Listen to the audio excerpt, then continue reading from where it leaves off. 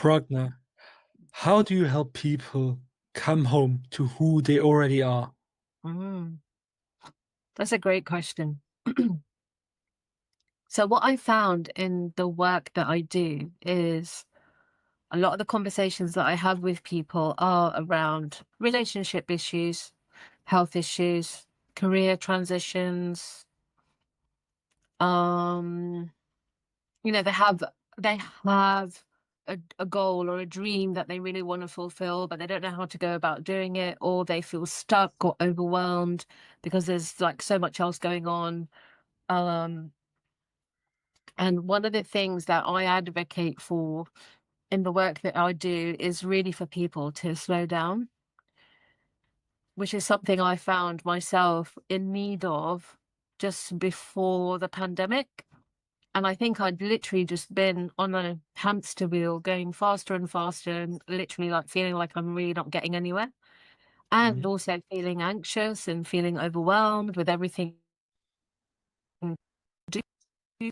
And so that's one of the first things I do is I try and help people recognize that it's okay to, it's okay to slow down. And, I do that by creating a safe space. That's one of the things I talk about in the work that I do is around safety. And I think, that's really, really important. And I think sometimes people feel like, they should be going as fast as they can. They should be doing all of these things and then but feeling really underwhelmed as well, maybe, and overwhelmed, which is a real struggle for everyone. I've been there. I'm there sometimes, quite recently actually, about just that overwhelming feeling of not getting anywhere and trying really, really hard.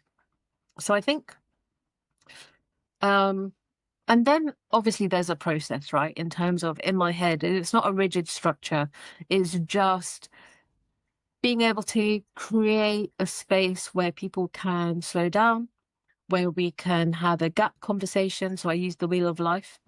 And what that does is, again, that helps people slow down. It helps them look at where they're at now and where they want to be, and really understanding what that gap is. And then um again, they have the answer within them. It's just being able to have that space where you can slow down so that you can actually hear your thoughts, and actually really feel what you're feeling. Quite often we're just tumbling through life and we don't actually get an opportunity sometimes to really slow down and be with ourselves. And so yeah, that's probably what I'd start with.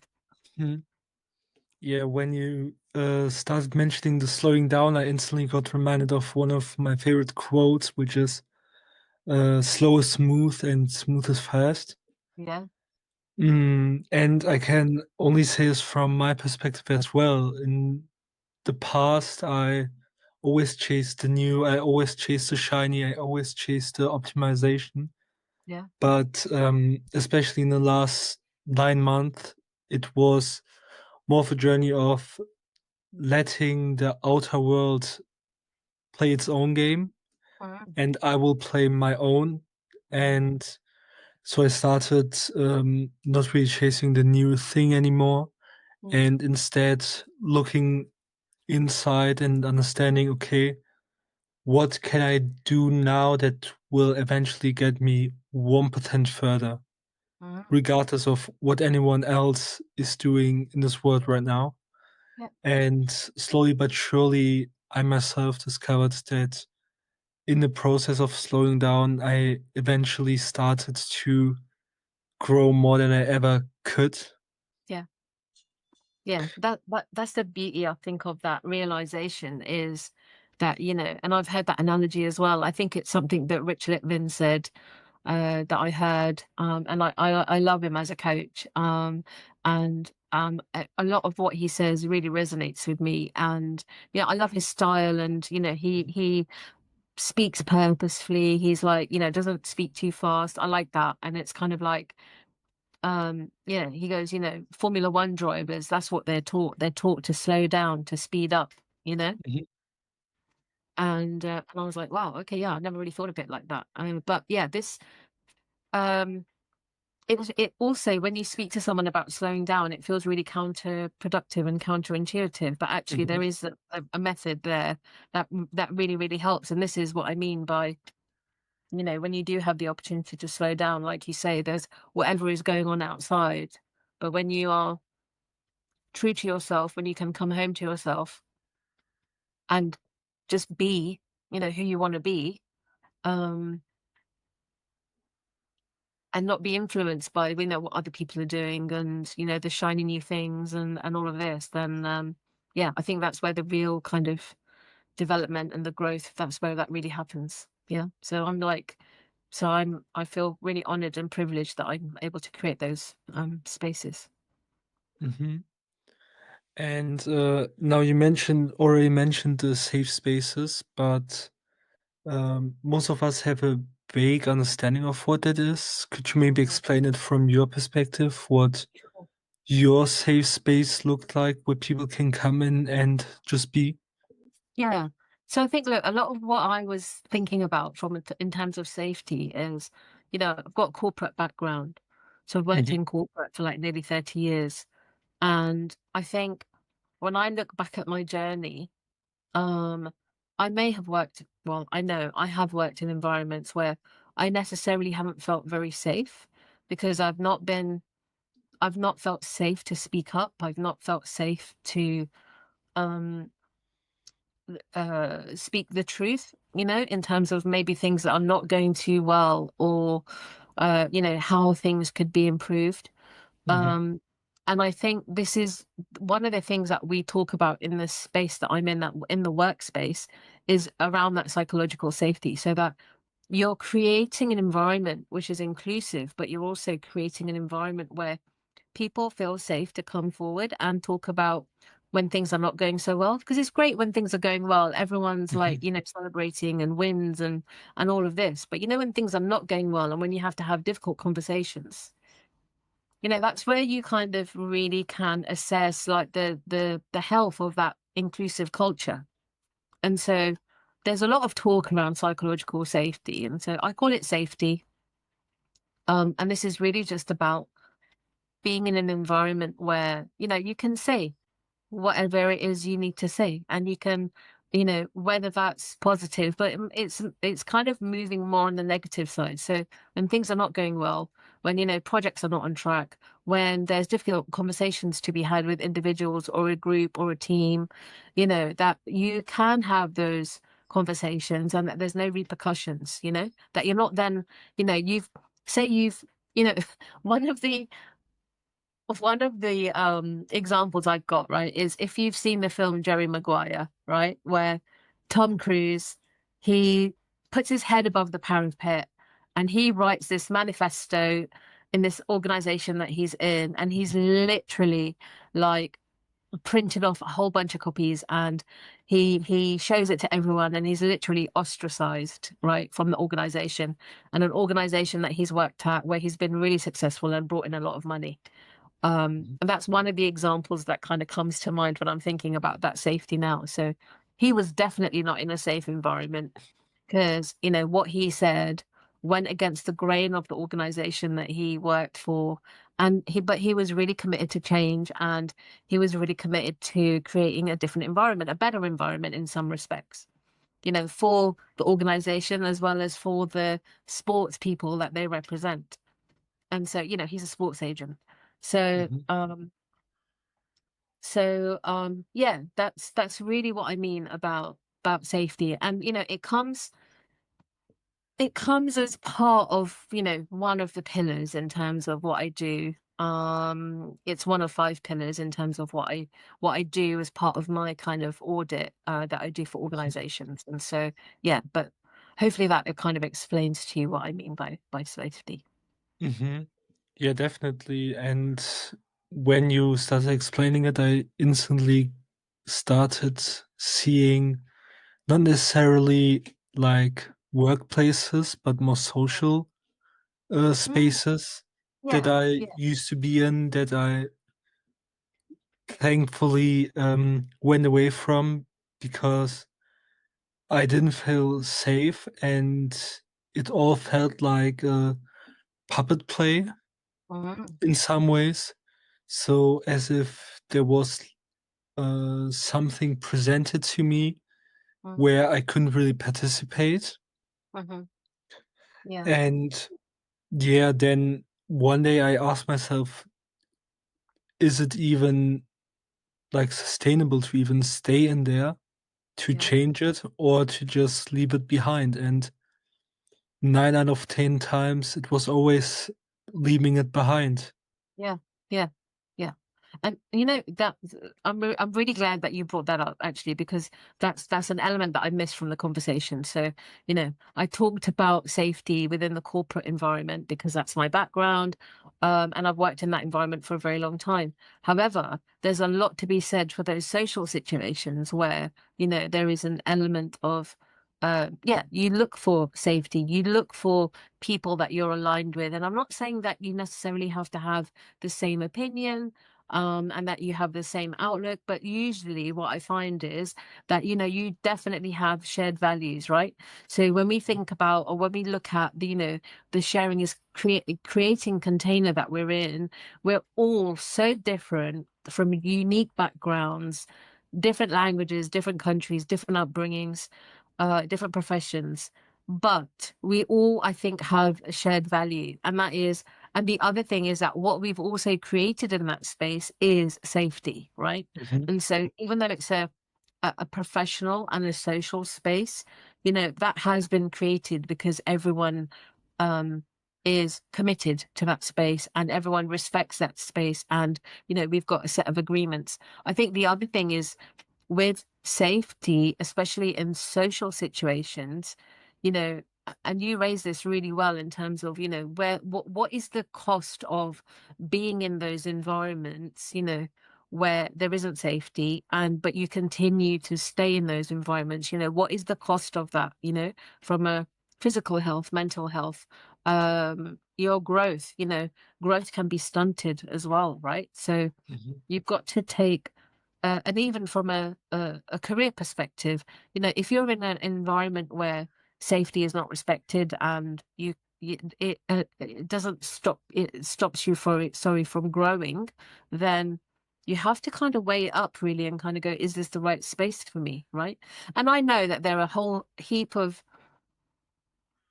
reasons why we stay where we are, why we stay in that job, why we stay in that relationship, why we mhm, cannot leave, why we continue to try, even though those relationships may not be right for us or maybe toxic or whatever. I get that there's a lot more layers to that. Um, so yeah, but it's yeah, as I mentioned, it's one of the five dimensions that I talk about in my work. mhm. Before heading over to them, I would like to talk about the last thing you mentioned about the wheel of life. Mm. I think I heard about it before in a conversation. Isn't it basically auditing your life in certain areas? Yeah. Okay. Yeah, it is. And it's such a wonderful exercise to do. And it's probably one of the first exercises I did myself when I got interested in personal development and coaching, over Mhm, 20 years ago. And so I had actually been gifted a book by a friend of mine, uh, by Tony Robbins. And then as I delved into that, it's called Notes from a Friend. And as I'm sorry, Awaken the Giant Within. And as I delved into that book, Tony talks about it in a lot of the stuff that he does, but also, I joined an academy, a coaching academy, and that's one of the first exercises I did. And it's just such a great audit that you can do. I mean, obviously it's great that you can do it with a coach, um, and again, you're kind of, it's important that you go to that conversation really open-minded, and honest with the assessment of that audit, right? So like with any audit, there are um key areas that you want to assess, and then you then can kind of move forward in terms of, this is in a nutshell, but you have some distinct areas in your life that you want to audit. So there are some common factors: finances, career, health, relationships, spirituality, and whatever. And it's whatever you want it to be, which are the domains in your life. And then you score that between 0 to 5 or 0 to 10, whichever you prefer. There's no kind of hard and fast rule. And then you can kind of move forward, look ahead and go, okay, so for example, you know, spirituality for me was a slightly lower score because there wasn't any consistency. And this is through that conversation, you know, I was then able to kind of go, okay, well, from now to 6 months' time, I want that score to be not necessarily a 10, because sometimes that's not even realistic. If you are scoring something which is a 4 or 5, to jump up to 10 in 6 months may not Mhm. necessarily be realistic. So it's also about having smart goals, where they're specific, measured, um, real, and timely, And so, yeah, you just are, yeah, it's such a great exercise, and it's something that you can do yourself once you know how to do it. Um, but it's a great way Mhm. to audit your life. Yeah. Mhm. Yeah, definitely. And ever since I heard about it in the a few episodes back, I instantly started doing this subconsciously. So I go through my day thinking, okay, I now put one biscuit in my social bucket, but I Mm, haven't put a biscuit in my spiritual bucket. mm, So at the end of the day, my spiritual bucket was empty and my social bucket was full. So how do I now take this one and fill it to the other, or do I take some out of it and put it there? And yeah, yeah, I think that having a clear image of your yeah, life, yeah. this visualization part is also, I think, very important. Mm. Just gives you a whole nother view on your day, on your actions, etc., Mm. etc. Yeah, exactly. And you said it.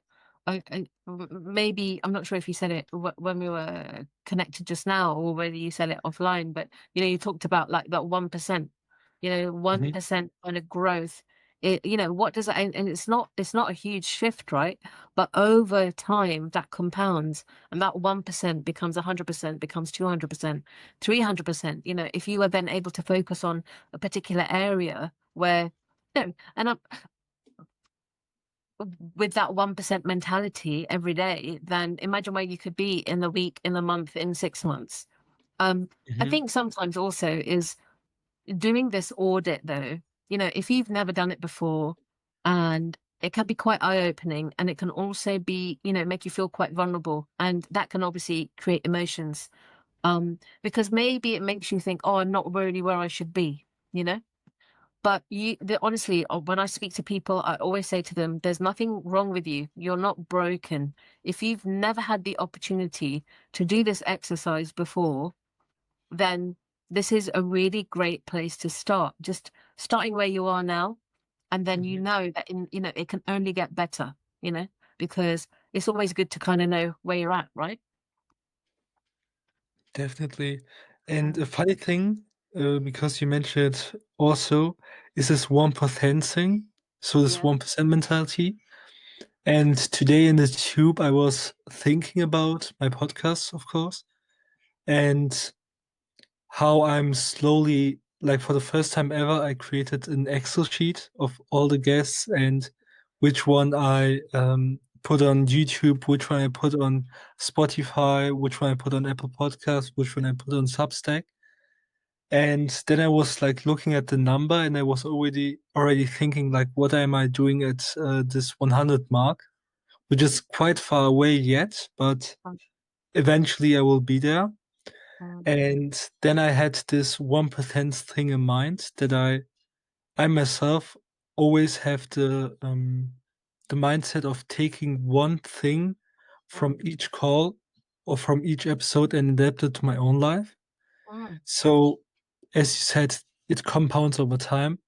Yeah. So what I was planning was, and this is the first time ever that I'm sharing it, and maybe it's just an impulsive idea, but maybe create something like a deck of 100 or 101, I think Mm, is a cooler number than just 100, mm, um, of mm, the impulses I got from each episode mm. combined in a deck that is maybe chronologically, maybe even yeah, depending on where it helps people in their life. If it helps them at the beginning, like this wheel exercise, I would put them at the beginning, or if it's something around sustainability around Mm. their career, I would put it maybe far back. But Yeah, yeah, it's that great. was It's a something. great idea. I love it. And you were what, sitting on the tube, like, just yeah, passing time, right? But I mean, I just love the fact that, we can really create something from nothing, Mhm, literally. And what happens, and this is like really true of me, is where I've had an idea in the past and I just haven't done anything with it because I've just sat with it and I've just literally done nothing. And I've like had this idea and then I've gone, okay, now what? And then something else comes along and then I forget, or something mhm, else comes along and I'm like, okay, I'll do that later. And I just put it on the back burner. But I think over the last 6, 7, no, longer, 8 months probably, this container that we were part of, that sharing is creating is really kind of like made me realize that actually, you can create from just sharing. mhm.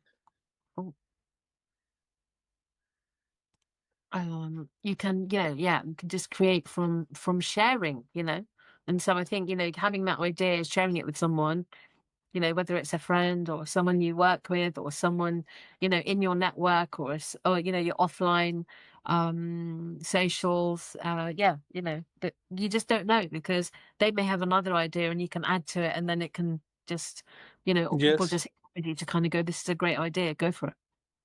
Mhm. Yeah. Mm, Definitely something that will stay in my mind for the next mm, few days. But back to your work, and now you already teased it a little bit, but yeah, we talked about the 5 pillars your yeah, work is based on. yeah. Could you maybe just start by naming all of them? Yeah, I can, yeah. Yeah, so the work that I do is all based around belonging. And that's one of the things that I felt separate from for a really long time, was actually, where do I belong? Do I belong? These are the questions that were coming into my head. I think some of that is probably just in terms of the environment that I'm in. So, I've got a South Asian background, born and brought up in London, sometimes made to feel by society that I don't belong because I'm brown, essentially, or I'm South Asian. And a lot of that is political and societal, but also in the workspace as well. Like, I didn't feel like I could just be myself. So that's what kind of inspired this around belonging, and I set up Belonging Matters 3 years ago. And to be honest with you, Abby, for the first year, I didn't do anything. I just registered the organization, and then that was it. And then I was just busy with work, and we were just coming out of the pandemic, and um, it was a few years after the pandemic, actually, because obviously that was 6 years ago. But yeah, it was just coming out of the pandemic. But it was really, really crazy at work anyway. So I didn't really do anything with it. But the 5 dimensions that I talk about within my work, within belonging, and this is like an audit that I do for organizations, is Mhm, we talk about safety. So again, as I mentioned before, it's just really simple. It's just being able to speak up freely, right? And I think these dimensions work within corporate and non-corporate spaces, because I think you can do this audit in life as well. Visibility, so where you feel seen and you're valued. Connection is again how you are relating and how you know each other, which is really important in anything that you do in life. Equity, so again, fairness in action. So equity for me is that everyone's got the same starting block. You're all at the same starting block, regardless of your background, your socioeconomic status, your gender, your sexuality, your race, whatever your culture. And then purpose. So that's the fifth dimension, is purpose, and that is work that matters. And so what I do is I go through this audit, and it's a deep dive conversation, like a minimum 90-minute deep dive conversation with leaders, with HR directors, DEI specialists, within the workspace. And then, it's a structured conversation. We explore the culture in the organization across those 5 dimensions. And, we can, it's really for people to show up open and honest and vulnerable in that space, because sometimes people don't really want to address these things. Sometimes, Mhm. especially within the diversity, equity, inclusion space, some of it's performative. We're just seem to be doing the right thing, but they're not actually doing the right thing. And yeah, you get a report at the end of it. Not straight away, because obviously it takes time. But yeah, you'll get a report. And again, very much like that wheel of life exercise that we talked about, Mhm. the report is really about highlighting where the gaps are, and what potential things you need to address within the organization to close that gap as much as possible, so that people can just be themselves. They are true to who they are. They come home to who they are, and they can then thrive in that environment. Mhm. Mm. Yeah, sounds very interesting, very like thought out, especially because Mm. it not really looks at just uh, from a one-dimensional angle, and Yeah, instead connects maybe five of the biggest things regarding yeah, people yeah, in a space, in a workspace. yeah. Um, since we already covered a lot about safety, I would like to talk a bit more about this visibility part and feeling seen. Mm, And in terms of that, maybe from an example, mm, let's say there's someone in the organization that is by nature a very introverted person mm, and who isn't really like drawn to being mm, seen. mm, How would you deal with that? So do mm. you I don't think that you force him to be seen, Yeah. but how would you approach this person? Yeah, yeah, that's a really great question, because I think if you had probably met me like 6, 7 years ago, you definitely would have described me as an extrovert. I described myself as an extrovert, and then after going through the pandemic, and grief, loss, bereavement, on a few occasions, unfortunately, I became very introvert, actually, and I didn't really want to be seen, or heard. I was happy to stay in the background. Um, and then I think that was probably just prescriptive of the environment that we were in at the time, because of lockdown and the pandemic and everything. Then I slowly started to come out of my shell. And what I found was that in a large group, I definitely wasn't an extrovert. I was definitely more introvert. But in a smaller group, I was probably a bit more extrovert. So then I found out that actually there's a word for that, and I'm an ambivert, because I kind of flip between the two, depending on the environment that I'm in. Mhm. So when I think about introverts, and I think sometimes I have found that there's been a bit of a negative connotation with someone who's an introvert. But Mhm. actually, um, you know, I love everyone. And so it's kind of like, and we need different types of people. We need different thoughts. We did need different thought processes and patterns, and that all contributes to a really rich and collaborative environment. I think the key for everyone, so it isn't just necessarily for introverts, but I think the key for everyone is that there is a space where they can come forward and share their views. Now, it might be that an introvert may not necessarily do that in a big meeting, in an all hands where everyone is there, I don't know, uh, tens, 20s, hundreds of people in a meeting. Okay.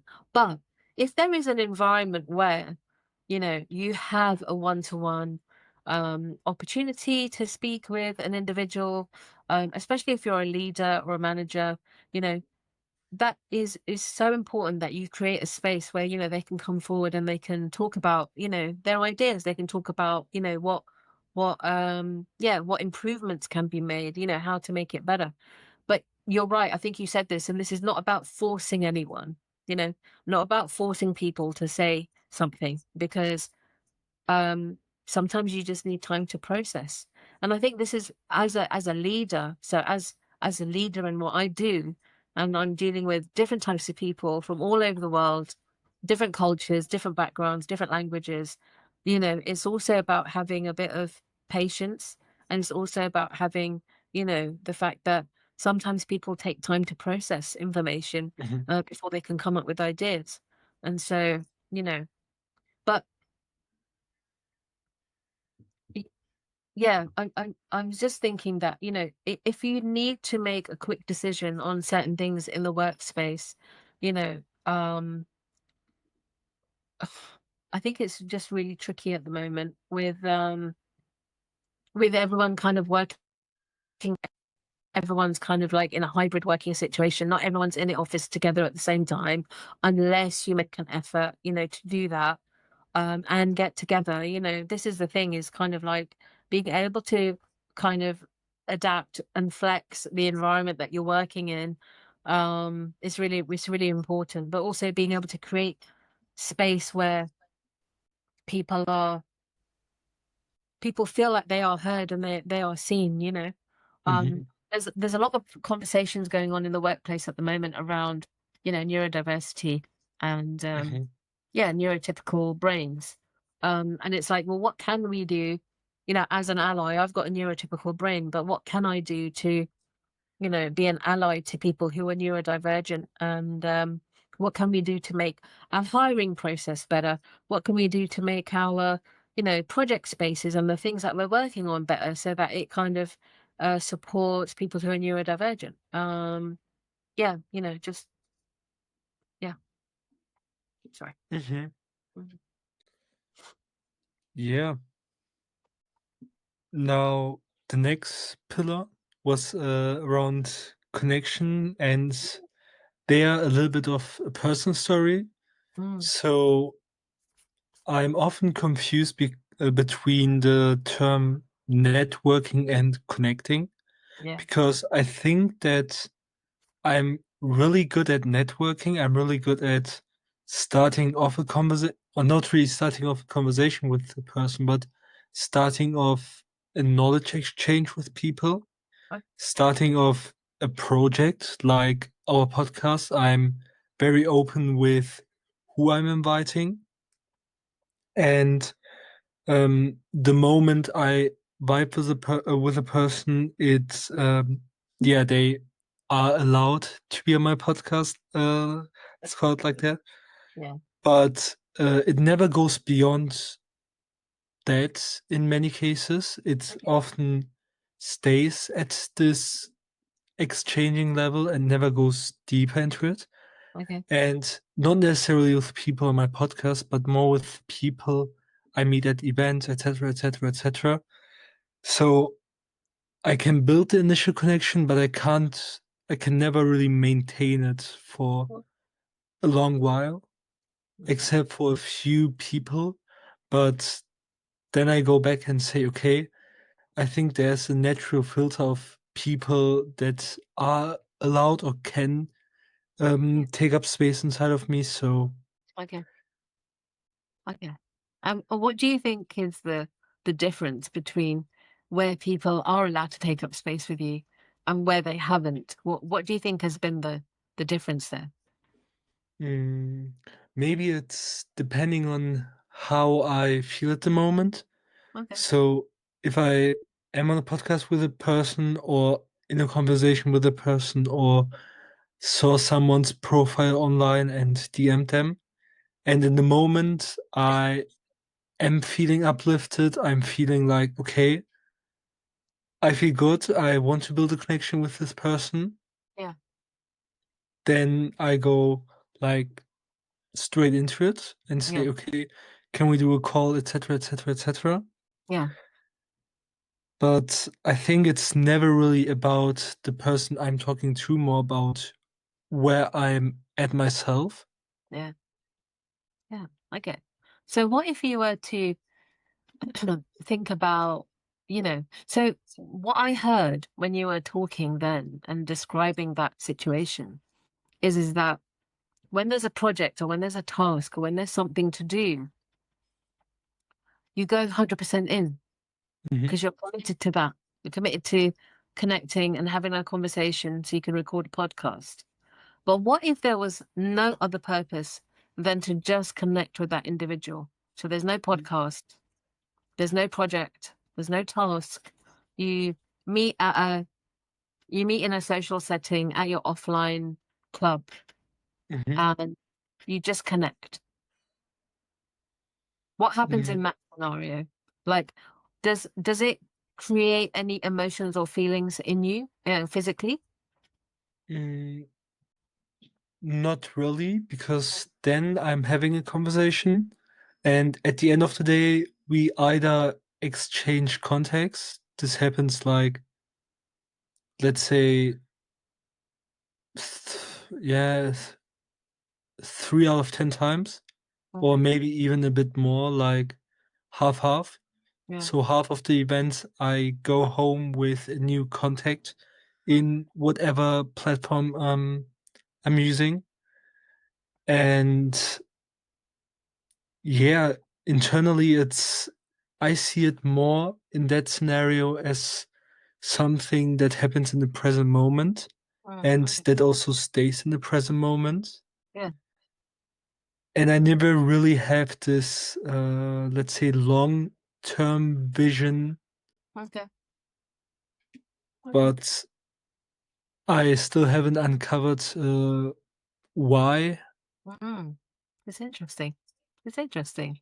Yeah, and I think, if that was, say, for example, if that was one of your audit areas in your wheel of life, Mhm, around relationships or connections, then that's where, it would be a really amazing conversation to go deep in terms of what is it that you want in that area? What is it that you want to create in that area? And then how mhm, different it could be for you, whether that's, when I talk about relationships, I'm not always talking about romantic relationships. I'm talking mhm. about Yes. relationships that you have with everyone around you. So whether it's a fleeting connection, because you just happen to pass each other or sit next to each other on the tube, because sometimes that happens, I've had some amazing conversations with people on the tube that Mhm, I've sat next to for like 10, 15 minutes maybe, and we've never seen each other again, Like, but we've had such a deep conversation about, I don't know, I remember actually thinking about now, I do remember speaking to this young man about death.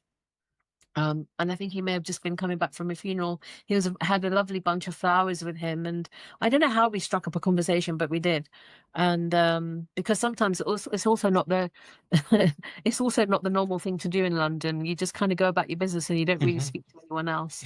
Oh, certainly not strangers. But we did, and we just had such an amazing conversation about death and the cycle of life and the circle of life. And yeah, it's something that's obviously stayed with me, and I've this was a very long time ago. Um, I think sometimes if there's no, um, you talked about connection and networking, and I think one of the things that I've really struggled with is networking, right? mhm, Because I I really don't like small talk. Um, I just don't know how to do it. I'm just mhm, I just I'm bored. I'm literally bored, like about even saying the things, and hello, how are you? The weather and grabbing a drink. I'm like, "Ugh, mate, life's too short for that mhm, conversation." I'm like, no, I want to go deep. And so um networking is something I really struggle with, if I'm honest with you. But um I have created, you know, cards to help have conversations and the conversations that we should be having. And so mhm, um I'm using that myself in order to kind of live the product.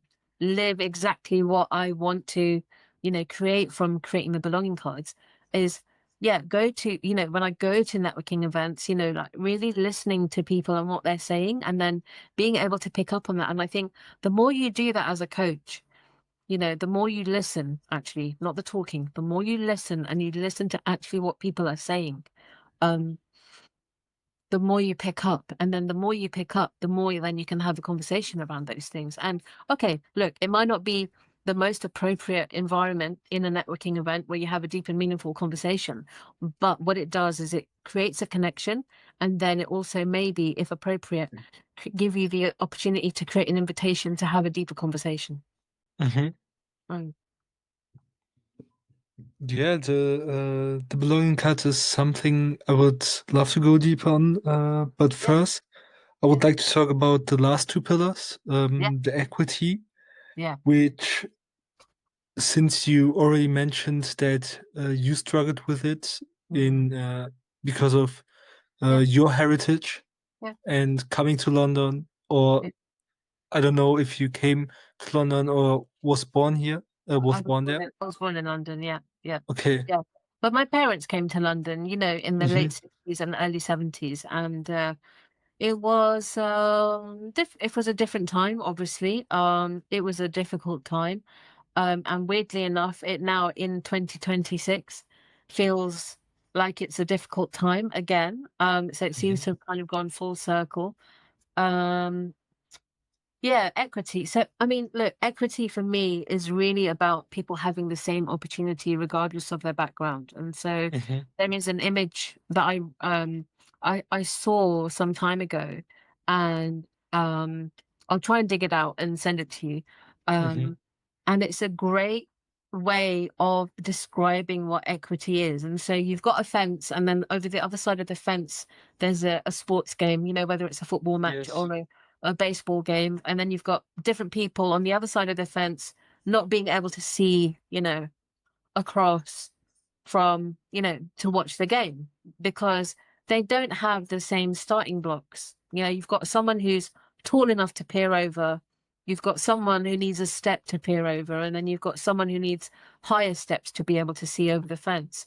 But actually, if it was flipped, um, then they all start in the same place and they can see the game.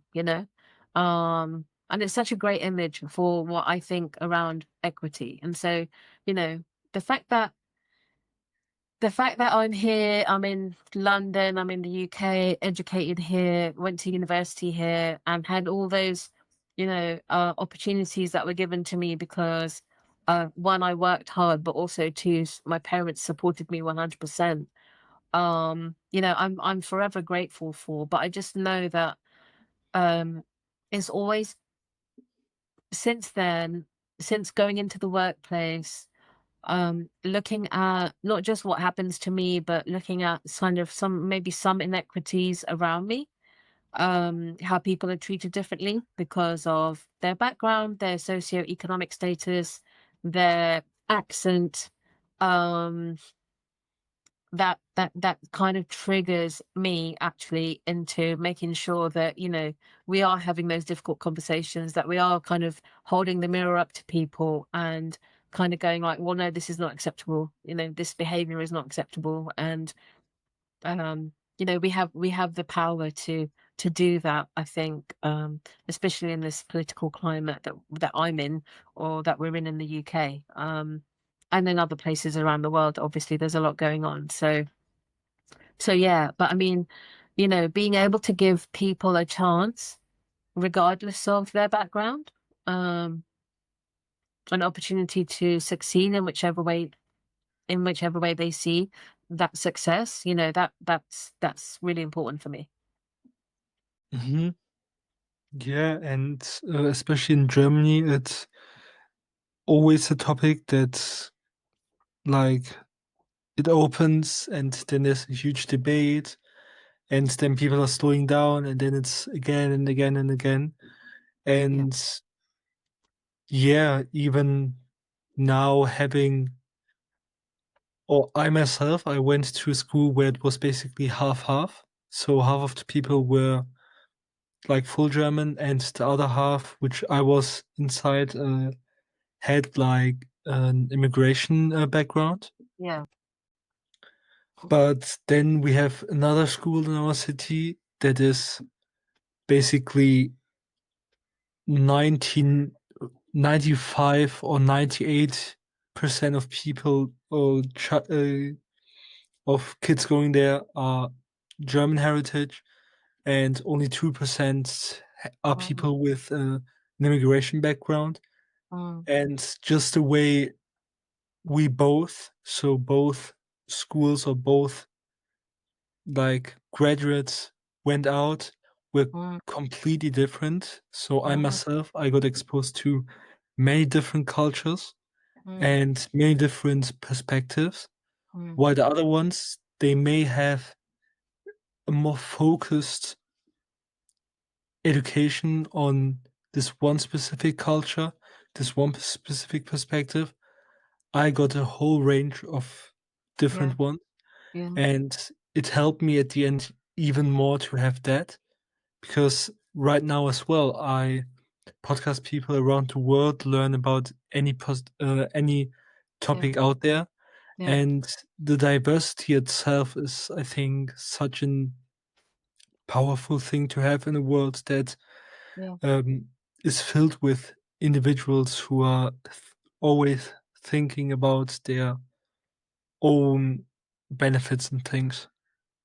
Yeah, no, and I agree. And I think, the fact that I suppose we are, in the places that we're in, obviously London being one of the most diverse cities in the world. You walk down the street, you can hear so many different languages. You've got access to the most amazing food from around the world, that you would never even dream of. Like, thinking about, like, I don't know, like a restaurant, an Eritrean restaurant or an Ethiopian restaurant. I mean, like, yeah, it's so rich. And so I think we can all agree that, yeah, there's so much richness in diversity. I'm not, I'm, I'm a bit perplexed sometimes with why people are so scared about diversity, why there is this narrative around immigration. And, and I'm sure it's the same in Germany as well. There's always, when it comes to elections and when it comes to party politics and things like that, there's always a conversation around immigration. And, it's the same in the UK too. So we've just had some local elections a couple of weeks ago. And, it's yeah, there was a protest march on Saturday, so there was a two marches, kind of opposing sides. One was a far right march, the other one was um a pro-Palestinian march. Um and so yeah, unfortunately that meant that the police in London on Saturday really had their work cut out to make sure that, you know, sides were separate and there wasn't a kind of a Mhm. spillover and any violence, etc., etc. So um but what if we could just learn to I'm not necessarily even saying that we tolerate, because again, that feels like, oh, we're just tolerating someone else. It's not about that. It's just learn to, love, learn to be patient, learn to, take responsibility for our own learning. So a lot of the work that I've done in the workspace as well has been around, as I mentioned, around diversity, equity, inclusion, and belonging.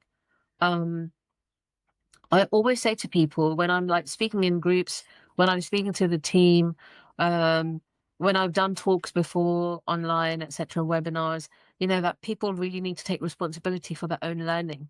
You know, this is really important that they they take the time to understand and learn and speak to,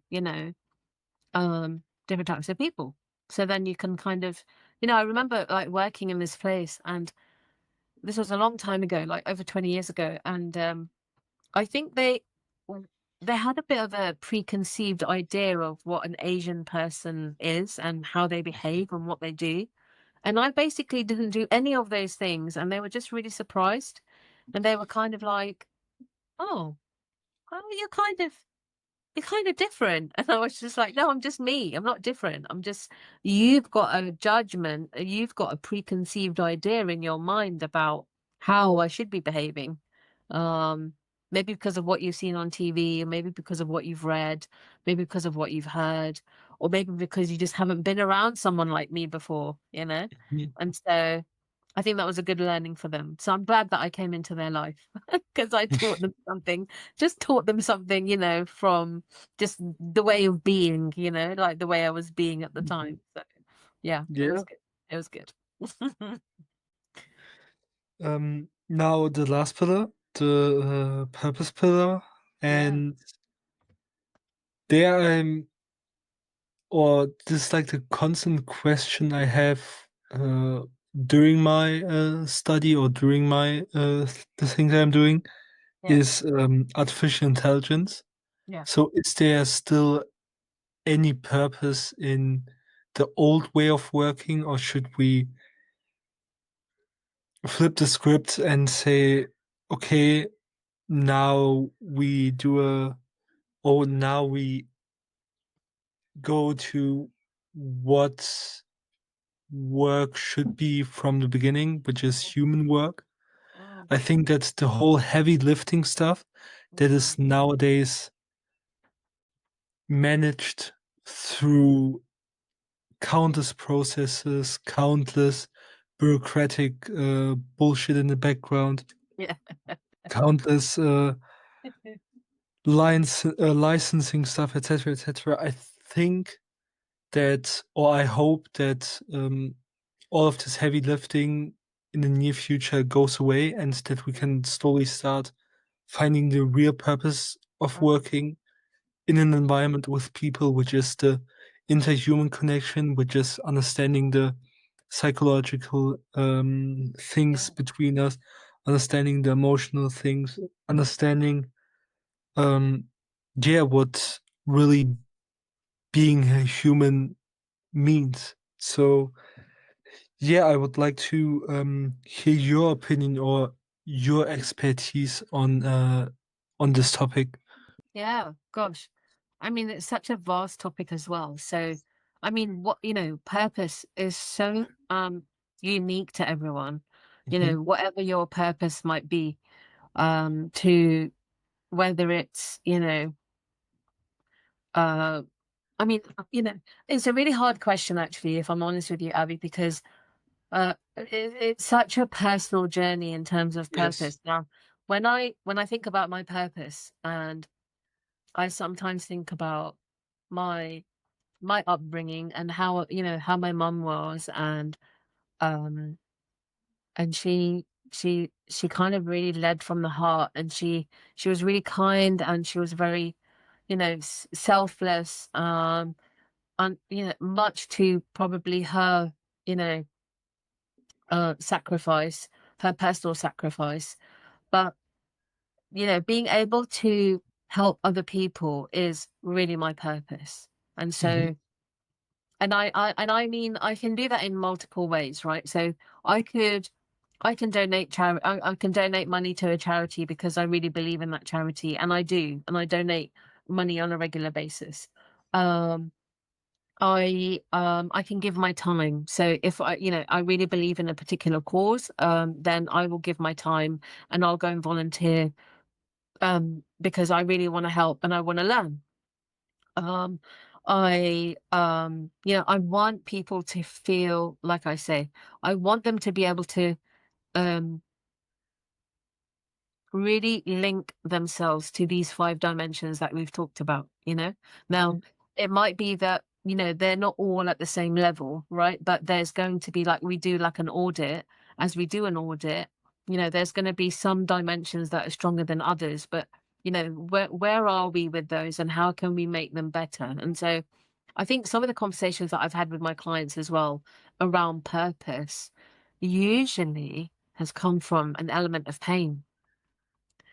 And so, being able to move from pain to purpose, when I hear about certain stories where, a foundation or a charity has been created in honor of someone because they've gone through pain, then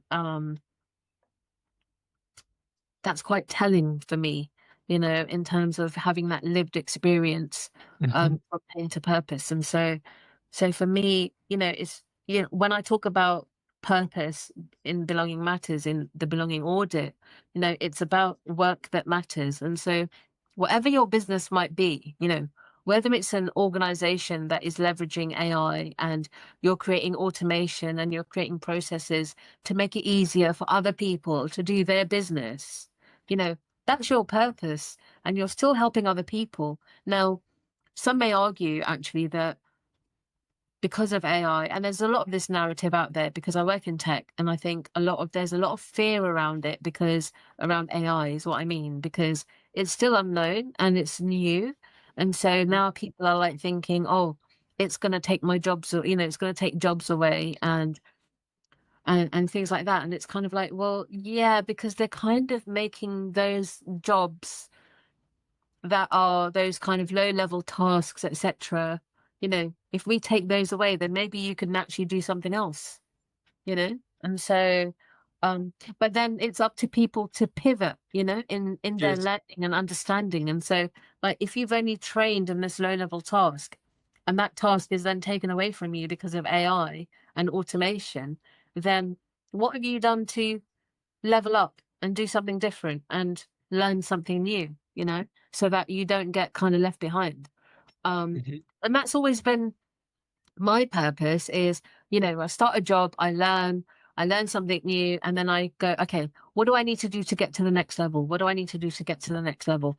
And I've been doing that, for however many years. And so um, now I use AI to enhance what I do because it saves time. But mhm, what it doesn't do is take away from the brain power and the thinking. So I have those ideas, I have those thoughts. I use AI to kind of help me refine, formal documentation that I'm working on, legal documentation to make sure I've got the wording correctly before I, send that to my head of legal or whatever it might be, and send it to a client for review. So yeah, I mean, it's everywhere. And I'm looking, I'm in a bit of a transition at the moment and I was looking for a new job. Um, I mean, there's so much AI built into job hunting and job searching, for people that have applied, I'm sure recruiters and organizations are using AI to filter out all the applications mhm, because it's going to take absolutely ages for someone to sit there and read through 100, 200, 300 applications, So yeah, that's my thoughts on it. mhm. I hope it answered your Yeah, question. Sorry. yeah, and it's funny how at the beginning we talked about slowing down, and now Mm. we're at a point where we're talking about AI, and it seems like everything is yeah, Speeding taking up. up speed again. Yeah, yeah.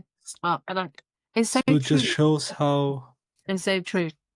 And thanks for bringing that up because you're right. Because I'm a real advocate for slowing down and taking time out and resting and listening to yourself, listening to your mind, listening to your body to slow down and have a break and take those screen breaks. And we talked earlier about digital detoxes. Um, and what I find with AI is it's kind of helping me speed up in certain areas. Yeah. So where I would have spent ages maybe analyzing information, data, AI can do that for me really quickly, which then helps me make decisions more quickly, and create outputs and have those conversations to support clients and things like that. So, and obviously my clients are using it too. It's not like, we're just in isolation here. I mean, like everyone is using it, anyone and everyone I speak to in the workplace and outside of workspace, we're talking about AI and Mhm, how we're using AI to help us write or to help us, blog and to help us, just gather our thoughts or help us with our ideas that we may have. So yeah. mhm. Yeah. Now that we covered the five pillars of belonging, I would like to now switch over to the topic you already teased Yeah. earlier, which are the belonging cards. Yeah. So, first of all, what are they even? Yeah, they're great. So they are a deck of cards. So here. Yeah, I can think you can see that. Belonging cards. Yeah, there are double cards. There's about 72 cards in the pack, so I have them here.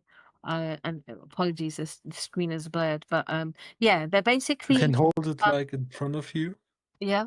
So yeah, I think yeah, yeah. See, so yeah, they're a deck of cards. Essentially, what they are is they are a set of prompts and responses.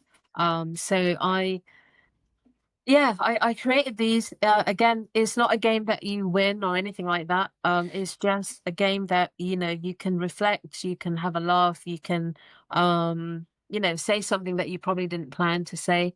But essentially, they kind of strike those conversations that you're having, whether it's in the workplace or whether it's, with your friends, your family, etc. And so, it's a really quick game. It doesn't take much time at all, but what it does do is um it really inspires having those real conversations. So yeah, so there's basically a number of prompts, and then you pick a prompt, and then you can either use one of the cards that you have because you get dealt a hand of cards, and so use one of the prompts that you have in your hand to put it down as an answer, or you can just use it to strike up a conversation. And so yeah, Mhm. so I've got a couple of prompts here that like are my favorite ones. Yeah, but I mean, there's obviously quite a few. But yeah, Mhm. happy to try those if you want to go. Maybe you can even give me one of your answers.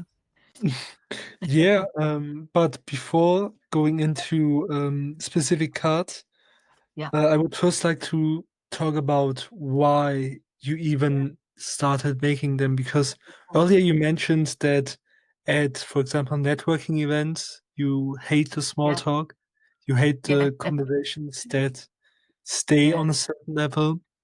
yeah. So I guess that this is one of the reasons why, but could Mm, you maybe bring me a little bit deeper into the story of creating yeah, them? sure. Yeah, absolutely. So I think the story kind of starts a long time ago, actually. It started in 2013, to be really specific. And up until that point, I as I mentioned, I've worked in tech. I've worked in tech for a long time, and I didn't really feel myself. I didn't feel like I could come out as a member of the LGBTQ plus community, and I didn't feel like I could just be myself in the workplace. What happened in 2013 was I joined a charity, and I one of the first things they did as part of my induction was introduce me to their employee networks. And so they had like a cultural network.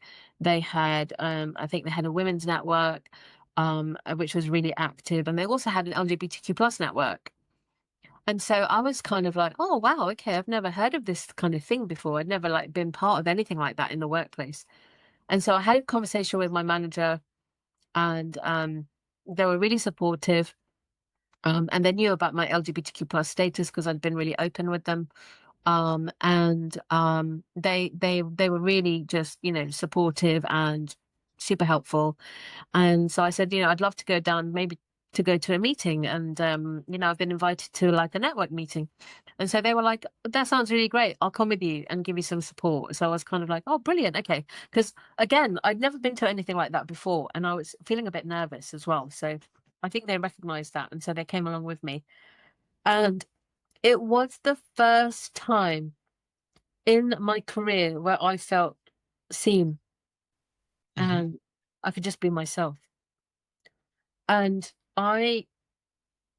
um I'll fast forward, right? So that had a really profound impact on me, not just in the workplace, but outside life, in my personal life too. Um and it just changed so much. It's really hard to articulate, but it changed so much about just me accepting me for who I am. And yeah, there was a really profound impact on me. And so I realized at that point how important belonging was, and being able to feel, you get a level of commitment, you get a level of loyalty. Obviously, there was safety involved, Mhm. and I could just be myself. And so it was at that point, all those years ago, so 13 years ago, it was at that point where belonging came kind of part of my psyche, periphery, my being, and how important it was that when I meet people, that they are just, they can be themselves. Mhm. And it doesn't matter, no judgment, just be who you are. Um, and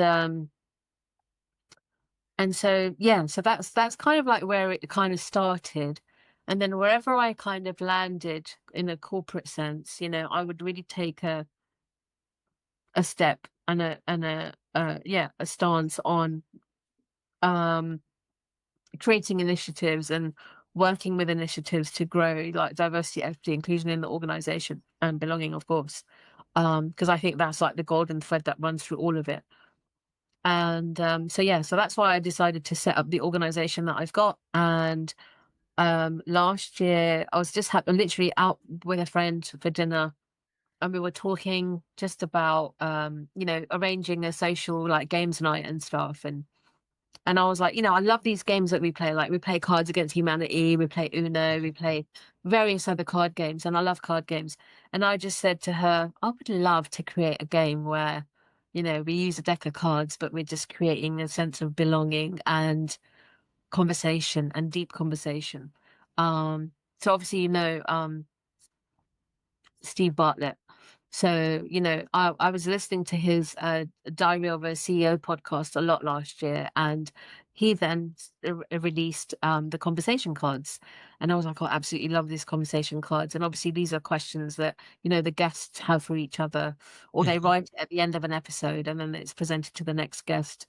Um, and I was like, oh, I'd love something like this, a combination of like conversation cards and a little bit of fun at the same time. So not Cards Against Humanity. I don't know if you've heard of that game, but yeah, that's a very it's a very not very politically correct, and some of the answers are Mhm. very rude. It's a very much an 18 plus game, right? It's Mhm. not something you can play with children or young people, or you might even be embarrassed to play that with your parents or your grandparents. And so I wanted to create a game that was like, you know, universal PG, and yeah, so I just had some thoughts, and I used AI to help me, kind of hone in on some ideas, and obviously speaking to my friend when we were at dinner. And yeah, I came up with the belonging cards, and so here they are. And so I literally went from idea,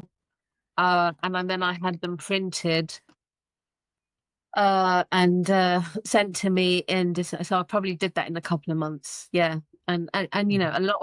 a lot of what I've done with the cards and get them out there is also been inspired by the sharing is creating container as well. So Mhm. yeah, I think it was Howard that said, right, if you don't do it, I will. So I was like, okay, shit, I better get a move on. I better do this. Otherwise Mhm. he's gonna steal my ideas. So yeah. Obviously I'm joking, but yeah, I just had so much support. Yeah, so I finally got them out there. So that was great. So yeah, it's been Mhm. it's been really good. It's been really good. I've had really positive feedback. I have some logistical challenges, as I think most people do with most products that they have, and how to get them out there as easy as possible, and as economically viable as possible. Yeah, so some challenges around logistics, Mhm. but yeah, I'm working on that as well. So yeah, Nice. thank you. Yeah, I know a few conversation cards, like you mentioned, the Yeah. Steam Bartlett one, which I really want to buy for so long, but I always like say, yeah, maybe next month, but Yeah. maybe it's the belonging cards that I will get at the end. Yeah. Well, you can Mm. have as many cards as you want, right? So this is the thing. It's like, I always, I actually bought a set of cards, a few weeks ago, because actually more than that, probably a couple of months ago, because again, they were cards that inspire deep conversations. And so I think, yeah, I mean, look, with the belonging cards, I think the other thing is that They are there to create those conversations in your groups, you know, whether that's with your friends or with your team. But also you can just use them by yourself, because you could, for example, pick a prompt, um, Mhm. and you can sit with that. And whether you, if you're a person that likes to journal, meditate, and sit with your thoughts, then again, you could use that as a prompt. So in whichever way you want, you could use it with your clients as well. So again, just to kind of inspire some deep thought around, and so there's some of those deep conversations. Yeah, it's definitely, I think, an exercise. But yeah. Or sharing is creating game night where Yeah. we talk about the cards. Exactly. Yeah, yeah, yeah, yeah. And yeah, you know, the feedback has been really good. I think I'm gonna, you know, people have like said, "Are you gonna release more cards? Are you gonna create this?" A friend of mine was actually saying to me that, you know, they're really good, but they are, um that some of the prompts and some of the responses are kind of very work focused, or you know, workplace focused, and obviously there are other items there that are not workplace focused, but for someone who's a teenager, you know, they can't relate. And so, you know, would you be willing to create a set of cards that are really great for teenagers or young adults? And I'm like, well, yeah, that's a great idea, you know. Mhm. So yeah, there's people have kind of come to me and said, "Oh, how about this and how about that?" And so, yeah, it's just trying to find time to do it all as well, right? So it's kind of like Mhm. trying to juggle a full-time job and, you know, my company, and it's kind of like, and the cards, and it was like, okay, yeah, I need to slow down. So that's what I did. I had to slow down because it was, Yes. yeah, it was going a bit crazy in my head. Mhm. Yeah. Now you already mentioned that you put out a few cards that you really like, Yeah, yeah, and maybe if it's possible, we could like, or I could, yeah, put it also on the screen if you can send me a photo, yeah, I can, yeah. or you So can send me like a I photo will, of it, and I I will send you can. a photo. Yeah, Yes. I will send you a photo. Yes. Um, so my first question, which I'm going to ask you actually, Abby, and then I'll give my answer. So my favorite reset ritual is, and then it's a blank. And so it could be whatever Mhm. answer you want, or it could be obviously one of the prompts as well in the deck. Definitely my Sunday detox. Yes. I I discovered it at the beginning of last year and did it for 4 weeks straight. So Mm, every Sunday I did it, and it basically got my phone screen time from 8 hours to 2 hours. mm, But more than that, it also changed me as a person. It gave me the room to finally reconnect with myself. It gave me the space to for the things that I neglected for so long.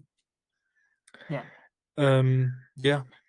Yeah, amazing. I love that. And actually, you know what? That's my new favorite reset ritual as well. So I took a leaf out of your book, and I did the same thing myself. Like, you know, last Mhm. month I did a digital detox 24 hours, and it was just amazing. Like, I'm Mhm. like, I need to do this soon. Yeah, I need to do, I should have done this sooner, but I also need to do it more often. And I think, yeah, I did it at the right time, because I know that you shared it before in the past in the chat. But it just felt like the right time to do it. Mhm. And yeah, so I'll definitely be doing that. I'll definitely be doing that. And I've got another one. I've got one more question. So the prompt is, a small act of kindness I'll never forget is, and then your a blank, then your answer. Mm, maybe something that happened today. Mm, So I think it was one of the episodes I released 2 weeks ago, and the girl I was on, um, yeah, she was really hyped because it was her first appearance at the podcast, and then she also wanted to have the clips, etc., etc. But yeah, the links didn't work. wow. So she asked me, okay, is there a way I'm happy that I'm not the only one whose link doesn't work, because there's like a huge problem with the Riverside clips Um, and the links. I don't know why, but they definitely has to have to fix it. But then I offered her a new solution, and I sent her the things, and then she just responded with thanks, you are the best. And the oh, you are the best was like one of yeah. the things that I think I had to hear at the moment. Mm. Oh, yeah, that is really nice. And this is, I think this is the thing is like, it's such a small act, and Mhm, she's probably not even given it much thought, but it's had such a big impact on you. Yeah. mhm, Yeah, that's wonderful. I think, so my one's quite deep, which probably comes as no surprise to you, right? mhm, But it's, is it a small act? It's a true act of kindness. And that is when I lost my mum in 2020. So it was at the height of COVID. And unfortunately my mum passed away. My boss at the time, I'm going to give him a shout out, Steve. I won't give his last name away, but Steve was my boss at the time. Was the most kind, compassionate man. I'm not even going to call him a manager or a leader, because he was just the most compassionate person I've ever met. I will never forget to this day, because there was a few other things that happened around the same time, unfortunately. And losing my mum was one of them. But I had suffered additional bereavements, and oh, he just was just like, don't worry about anything at work, just go be with your family. And that was it, you know. I mean, it was really tough, obviously, Abby, because we couldn't really be together because of lockdown. And so we were in our own bubble, me and my girlfriend. My brother and sister were, my sister's in her house with her husband and family, and my brother was at home with my dad, with his wife, with my brother and his wife, and my dad were at home after losing mum. And gosh, it was probably the most difficult time in my life ever. And yeah, he just showed me so much compassion and kindness and love that I just will never forget it. mhm, And I think that's probably going to be something that stays with me for the rest of my life. It will stay with me for the rest of my life. So yeah, I've got so much love and respect for him. mhm, And it didn't cost anything. It was a really small thing. It was just like, we've got it covered. Don't worry about it. Just go and do what you need to do, you know? And I literally had mhm, like 2 months off work. Um, because I just couldn't cope with the grief. I really needed the time to reset, in a way. And even when I went back to work, like again, so much compassion and kindness. Just take your time, phased return. Don't have to rush into anything too much. Don't have to do a full day. And yeah, I'm just so grateful for that at the time. Yeah. mhm. So I just hope that one day I can pay it forward. That's what I hope I can do. Yeah. Amazing. I told you it wouldn't, it would be deep. Yes. Thank No, you. but I think that's the nice thing about it was like a super simple question, Yeah. but it got like deep, and it allows to people to connect on a more emotional level, which is Yeah. so missing in today's world. Yeah. And I think maybe the first time you play it, you kind of play it safe and you kind of go, oh, I don't want to go too deep. And obviously it depends on who you're playing with, right? Maybe if you're playing with your friends, you're really close and you kind of know each other, and yeah, you can go deep. Maybe if you're playing it with your colleagues, you may not go too deep, but Mhm, maybe it starts to create, you talked about connection earlier, networking and connection. Maybe it's the thing that creates that connection, right? So that you can then create a deeper sense of purpose in what you do for a living and what you're doing as a project or what you're doing as a team. So I think mhm. the impact is, yeah, I think the impact can be really, really, really high. Yeah. Is there one more card you want to share, or do Oh you my want God, to I'm spare the rest for yeah. No, we'll leave it there. I just literally just packed them away, but yeah, Yeah, I'll fine. send you the photos. Yeah, I'll send you the photos. Yeah, and I think this was a perfect way to end this Oh, conversation. amazing. Thank you so much. Thank you, Pragna. Thank you. Thank you, And Abby. It's been great is to there, yeah, it's been great as well, but is there anything you still want to say to the listener? no, just I mean, just slow down, Hmm. slow down to speed up. Have those conversations. And Yeah, I mean, look, if anyone's obviously interested in having a conversation, then reach out to yourself, reach out to me. Yeah, more than happy to have conversations with people and just connect. I love talking to people, and so yeah, yeah, my door is always open.